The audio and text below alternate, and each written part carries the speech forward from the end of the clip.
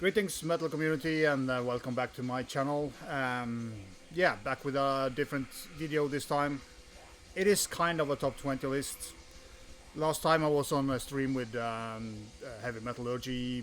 Marty Worm asked me if I could, he wanted me to do a like top 20 or some of my top 20 Norwegian black metal releases, and I said of course I can do that, you know.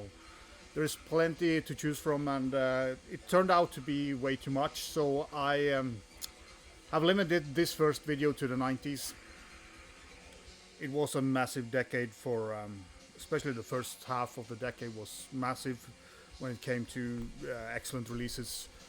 I will probably do like a 2000 Norwegian black metal in 2000 and probably 2010 as well, in addition to this one.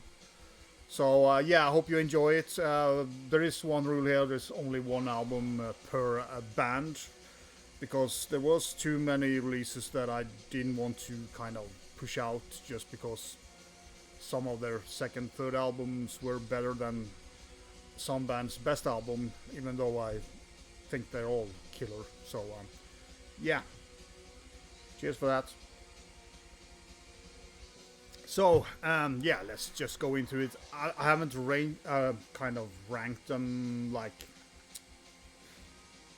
probably the last 10 are, you know, amongst the best, but I will get back to that later on. This is spinning in the background. This is the split between Emperor and Hordanes. This would probably be in a second place on my ranking if I did rank them properly, but this is a split, so it doesn't count. But fucking excellent release out on Candlelight. So yeah, awesome release. A couple of honorable mentions. This band is very related to the black metal scene, and I could have probably put them here, but I never felt that this band was, you know, black metal, and that's Buens Ende, written in Waters. Came out in '96, I think. There's the disc. Yeah, just a awesome band. This release is fantastic, but as I said, for me this is just progressive extreme metal in a way.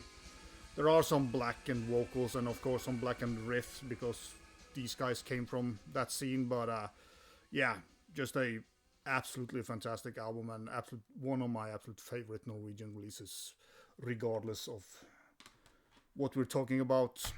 Of course you have to pull out this Storm Nordavind out on Moonfog, the kind of collaboration between Fenris and Satyr. This is songs that are based on traditional songs from Norway, most of them. There are a couple that are not, but most of them are traditional Norwegian songs from probably like 1800, around that, that I have been, yeah, a little bit heavier than the originals, but fucking awesome. And this album was very popular in Norway. Even, you know, people that didn't like metal liked this album because they knew the songs. So it was kind of a album you could play regardless on what people were on the party. You didn't have to take any consideration because everybody kind of grew up with these songs. These are songs that we sang in school when we were kids, and to hear metal versions of them are awesome. And of course I will mention Isengard, some absolutely fantastic songs on these first couple Isengard releases. But it's kind of, is it black metal? Yeah, probably, but I don't think they are good enough to be in the top 20. So here is, so this will kind of be like top 20 bands in a way, but yeah. I will start with 1999. All these albums are between 92 and 99, so and that's Carpathian Forest, Black Shining Leather. Carpathian Forest is mostly like a 2000 band, but since this came out in 1999, I think they deserved a mention in this video. Or was it 98? I don't remember. but late 90s anyway. So killer, evil, harsh, a little bit like, I wouldn't call them black and roll, but they have more catchier riffs in a way, and yeah, just awesome couple of awesome albums from this guy. Second one is another band that this is not their best release. I think Le Masquerade is better, but that's more avant-garde. This is the most black metal-ish of the album. Again, you know, Garmon vocals, Hell Hammer on drums, and yeah, very good. You know, I'm not the biggest fan of symphonic stuff, but this album is still very good and has stood the test of time. I think the first two Arcturus albums have, you know, they have managed to survive my kind of slowly growing hate for symphonic metal, but great album. Then we have, you know, same vocalists, and this is Borknagar with their first release. Brun from Molested released this. I don't remember who played the drums here, but yeah, I don't remember. I should have checked it out before I. And there's Mr. Brun with his long hair, back when he had hair like several other people. Yeah, this was out on Malicious Records. Great, in a way. No, if you like Ulver, you should check out this album. It has a lot of the same stuff, a little bit folky elements to their songwriting.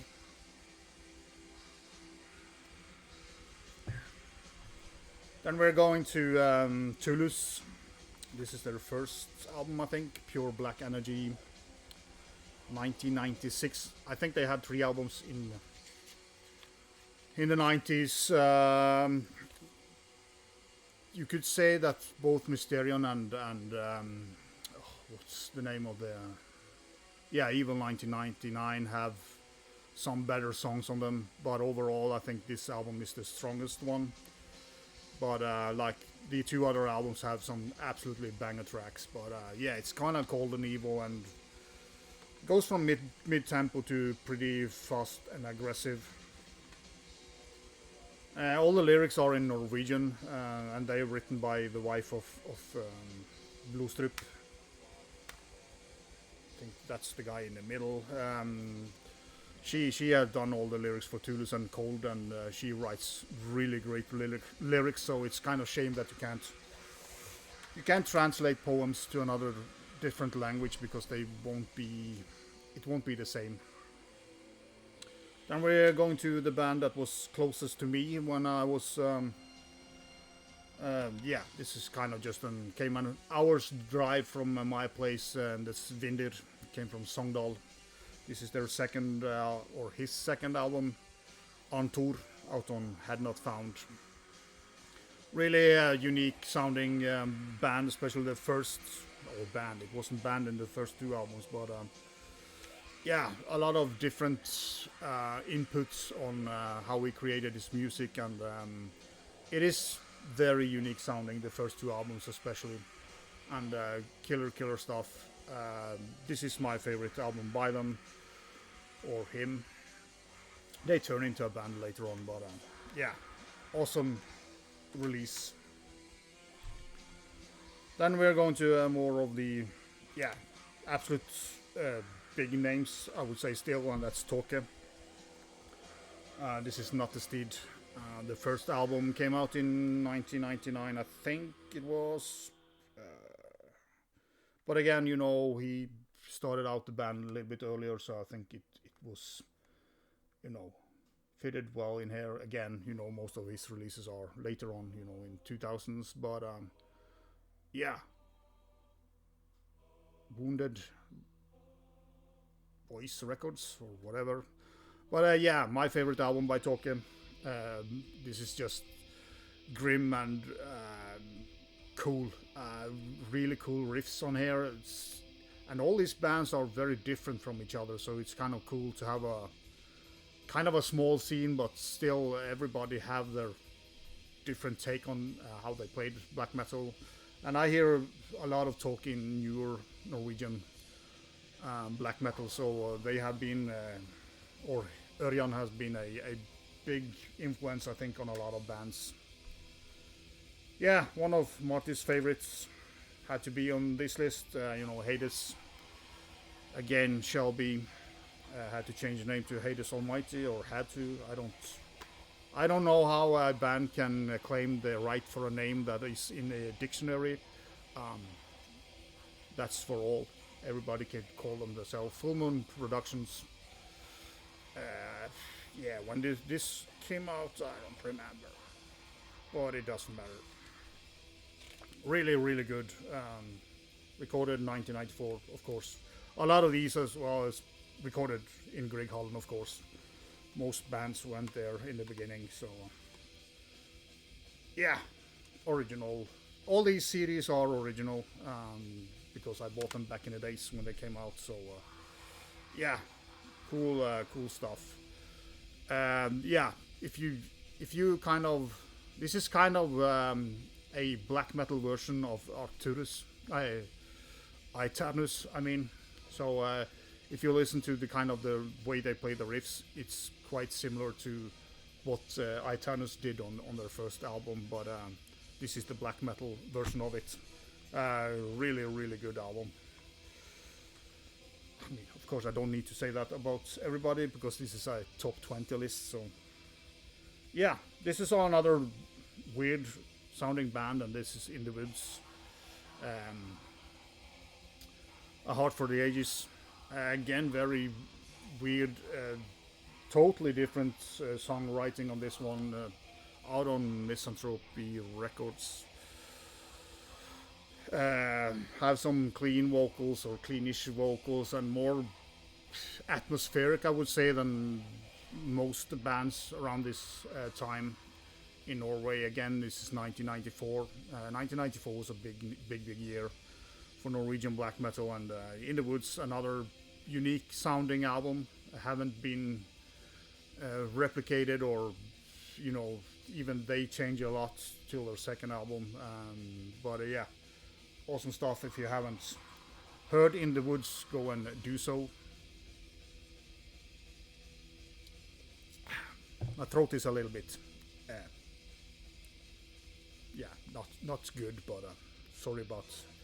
I normally don't drink in my videos, like water or anything, but I had to do this today. Bear with me. Dødheimsgard, Kronet til konge. Another, again, doesn't really sound like much else. Killer album. Slaktegud, Jesu blod, Kronet til konge. It's just a awesome album, and again a little bit different sound than the other ones. It was a little bit divisive between the kind of West Coast and the southeast. So one of my definitely favorite bands when it comes to this type of music is Kamfar. This is their second album, Fra Underverden. I think this was 99 or 98, probably 98. There is the main guy. Yeah, still active and still releasing awesome material, and all their albums are killer. I could have chosen the first one as well, but I feel this, like production-wise and songwriting, is more on a higher level all the way through. The first album is a little bit uneven in terms of quality for me, but still a kick-ass album. But this is top-notch and one of their best albums in my opinion. So Fra Underverden med Kamfar, killer band, and if you never heard Kamfar, you should go and check them out. It's a quality band. Yeah, another awesome release. Sadly, the only full length or the only album that's hot is singing all the way through. It's not hat, as a lot of you have said, but this word is pronounced hot in Norwegian. So this is Pentagram, another kick-ass album. Did see them at the release party as well, and it was awesome. You know, Hart was one of the coolest front figures you have. He was so evil and mean, and yeah, it reeked of evil when they performed. Scruffy old, I don't remember, Embassy Productions. But yeah, kick-ass, mandatory Norwegian black metal. Kind of have a little bit of that folky elements as well. Another big band or project, one-man band or whatever, it's Bussum. Det som en gang var, my favorite album by him. And you can always debate the guy. The music you can't deny. When he plays black metal, he does it damn well. And this album is just an awesome classic out on Sumophane Productions. Yeah, just an awesome release. Talked about Garm several times in this video. Ulver. Et eventyr I 5 kapitler. Bergtatt. Et eventyr I 5 kapitler. Yeah, just a very atmospheric, folky, kind of beautiful album in a way. Yeah, the songs are just epic and kind of majestic, even though it's black metal and not like super well produced, but it's super well produced for the type of music. And yeah, another classic. Repeating myself, Emperor in the Nightside Eclipse had to be had to be high up there. Important album, another 1994 I think album that just proves how big this year was. This was out on Candlelight Records. Sorry for pounding through a lot of these. I mean, they're well known, so I'm not. Yeah, Viking Reveldi with that Enslaved. One of my favorite bands altogether, but yeah, I always thought that this was kind of called just Enslaved, but because they never printed the name on the side. This was supposed to be a Death Like Silence production release, but Voices of Wonder took over the job of the bands that Runemus couldn't put out, because he was of course not longer alive when this album was released. So I know it says Death Like Silence on Metal Archives, but it is actually Voices of Wonder who did the physical release of it. Then we have, of course, Mysteries, Doom, Satanas, Mayhem, and you can ask, this is number 5 for me now, and this is where the album is for me. It's not a favorite. I can't deny the importance of the songs here for Norwegian black metal, but this release came out in 1994, and Immortal had 2 albums out already. Satyricon has albums out. Enslaved had releases out. Dark Throne had 2 albums at least out before this came, so it was a little bit in a way late to the party because of the circumstances. But everybody knows, follows black metal, that the songs that have been played for many years before this album, and this album should probably have been released in 91 or at least 92, but it got delayed, and then Runemus got killed and it got even more delayed. So yeah, it is a masterpiece, and the songs here are fucking awesome, but I am more connected to other releases, and I will get to that point later on. But you can't deny it. It is a top 5 album, kind of regardless of where you are. I could debate on the next one if they should have changed place, but yeah, Mysteries is a top 5 album, black metal probably like regardless of if it's worldwide or just Norway. And of course, Dark Throne. Yeah, I didn't like this when it came out. You have probably heard me say that several times. This is 1991, or it's at least printed on the disc here, but I do believe it came out in 92. But yeah, it's just a kind of a starting point for many people, I think.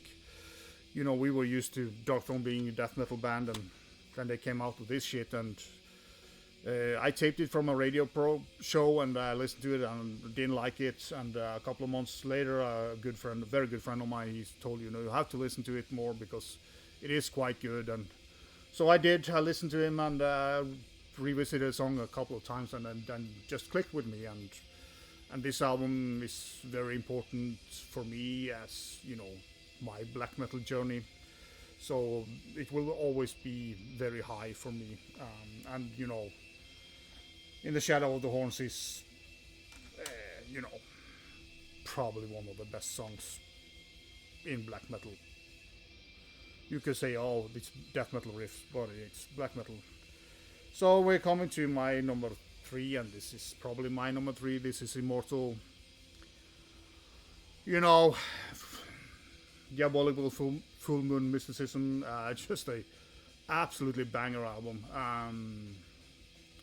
Yeah, I can't praise this high enough.